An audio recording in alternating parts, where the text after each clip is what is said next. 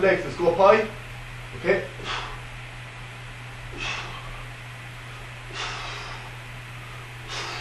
Even there, I struggle to control the movements on the way back down. If that happens, step it back a notch, go to an easier version of the workout, like the classic sit-up position to start with. After the sit-up, we're going to move on to the back extension.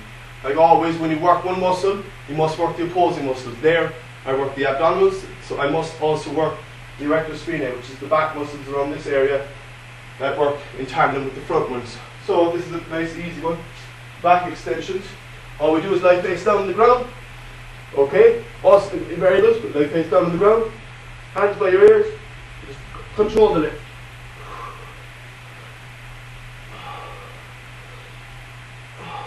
I want to make that harder. Hands out in front to take away the center of gravity. And even hold a small weight in those hands. Also, once again, many as we can in 60 seconds. Get that going. Now we move on from the back extension. We move on to the burpees. The burpees is an excellent cardio workout. It works so many different muscles. It is quite a hard workout to do, but once it's got done right, and once it's done well for 60 seconds, you will benefit largely from it. I'm going to first of all break it down into its separate parts before I do it in one smooth movement. Okay, for beginners, you'll start in the press-up position. Okay, start as always in the press-up position with a straight back and stop. In this position, the first part of the movement we're going to do, okay, is the drive. Okay, we drive from our calves, from our toes, in our knees into our chest. So we go from there, one drive, we go boom, and we're here. After this, this is an explosive movement. We explode from here, up through the movement as quickly as we can. We jump, fully extended, up to here. When we come back down, you can arrive here, okay? If you're only beginning, you're not comfortable with the movement, put your hands back on the ground and throw your legs back out. And that's one done, okay? I'm going to do that a bit quicker there now, okay, so you can see how it looks. Start this position. We'll go back down. Okay, the more advanced you are at the burpees, the quicker you can go through the transition between one rep and the other. The critical point is when you come back down, when you land, if you are capable of doing it, is to immediately engage the first position. From here, to get to there.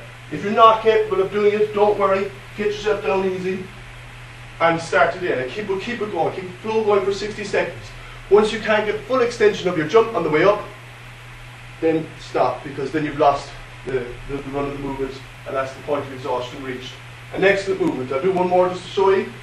Start from here, drive the legs out, in, jump.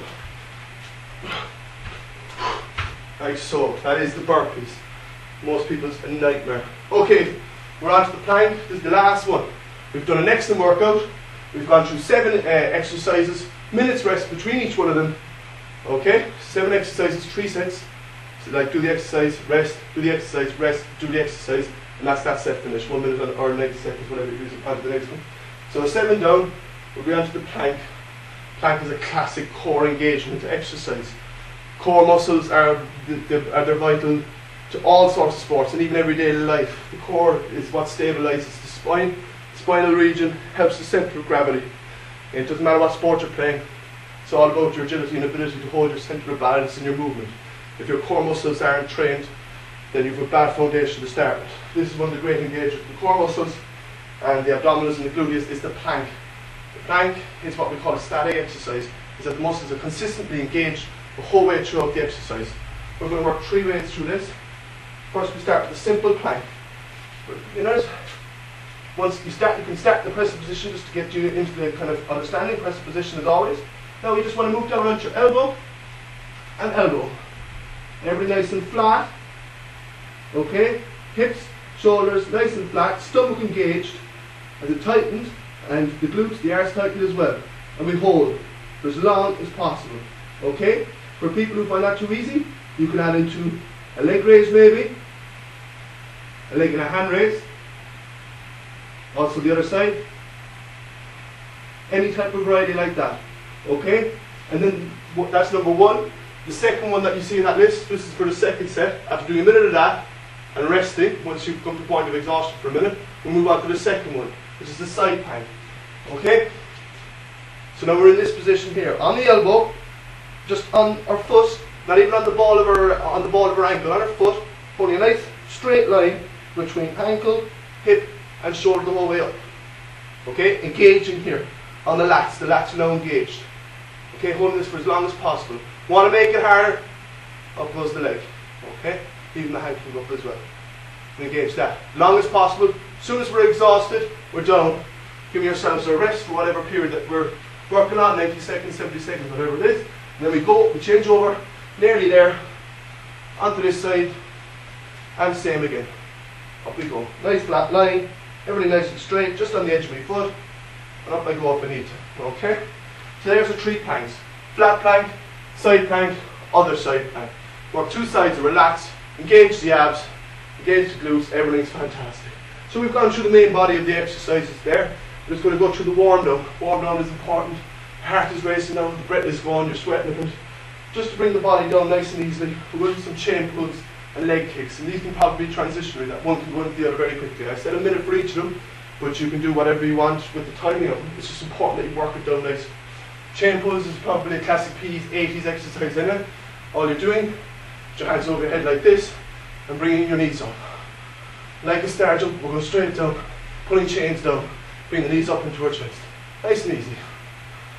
Gets the arms going. And then if you want, we can move into a kind of star jump with our knee raises. Just do a minute, nice and easy. You bring the hands down. There's no bother with it. Nice and easy. Okay?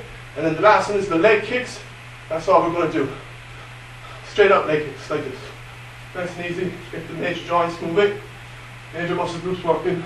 Nice and easy. And as you get to the minute mark, just lower it down. Get it nice and down. And we can just end up just jogging on the spot, nice and easily, nice and loose. Delighted with ourselves. We've just done about an hour of a workout there. Covered every major muscle group in the body. We've worked everything. We've worked our deltoids and our shoulders with our press-ups and stuff. We've worked our chest with those press-ups. We've done our back and our triceps with our tricep dips off the chair. Engaged the stomach with the plank. Done a nice cardio with the burpees. We've got our sit-ups gone through there as well. Got our calves done with our calves raises. We've worked the quads. And we've worked the calves and the glutes as well with our prison squat. I mean, we've done a massive workout there. Complete overall body workout. Just before I finish, the stretch is to be done there. I'll probably do a separate stretch video. Just to explain the concept behind the way I've organised the workout. Obviously, some people would like, you can work one muscle group, followed with another workout in the same muscle group to completely exhaust the muscle, give them a short time to recovery, and then work them again. It is a style of workout. But what we're trying to do here, I suppose, is cardiovascular along with LME, which means we're trying to get the cardiovascular system working as most inefficiently as possible, and also doing a bit of local muscular endurance to get the muscles working. High repetitions for 60 seconds or to the point of exhaustion, as we say. But this main part of this that I'm operating is vascular shunt training. When you use a muscle, whether it be a bicep curl or a squat or whatever it is, automatically the blood will open up the blood vessels that lead to those muscles, so that the blood is pumped immediately towards the working muscle as quickly as possible. It closes down the blood vessels in your arms, say if we're doing a squat, and in your upper body, closes the blood vessels and shoves the blood as quickly as possible down towards those muscles. So the blood is running down there, providing oxygen to the muscles, so when you squat, blood's rushing down, get down there as quickly as possible, and we work that. So after doing 3 sets of that, the blood is going to be largely in this area where you've worked it, okay? So then straight away, if we move it up into a press up, okay, and start doing the press up, the body automatically says, oh damn, we need the blood up top. So quickly closes down the vessels here, widens up the top ones, and the body has to pump the blood back up to the top of the body. Heart is really working now, and it gets the blood back up. And this is a very inefficient way for the body to be working. The body wants to do as much as it can using as little energy as possible. So when it has to do this, this is not efficient work. So when it starts doing this, it needs as much energy as possible, so it will go to the fat stores, because when the body works inefficient, needs energy, it will go to the fat stores. So that's the way we've organised that, up, down, up, down, up, down. And that's about it really. And make sure you get your stretches in after the warm up and after the warm down to make sure the muscles return to the normal length. Drink plenty of fluid. Like I said, I've just done this in my living room. Anyone got any more questions on it, probably know me anyway, or email me at www.aidanpendlebury2000@yahoo.co.uk. I'll see you all later.